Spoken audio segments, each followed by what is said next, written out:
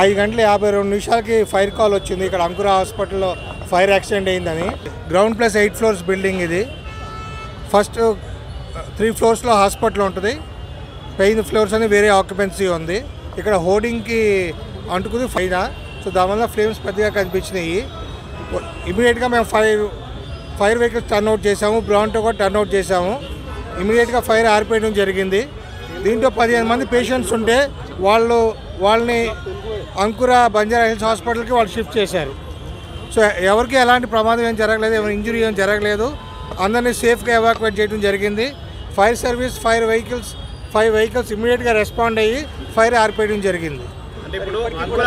ఇది హోర్డింగ్ పైన ఉంది కదా, దానికి అంటుకుంది పైన హోర్డింగ్. పేషెంట్స్ ఉన్నారు కదా, పేషెంట్స్ షిఫ్ట్ చేశారు, వాళ్ళకేం ఇబ్బంది జరగలేదు, ఇమీడియట్గా షిఫ్ట్ చేశారు.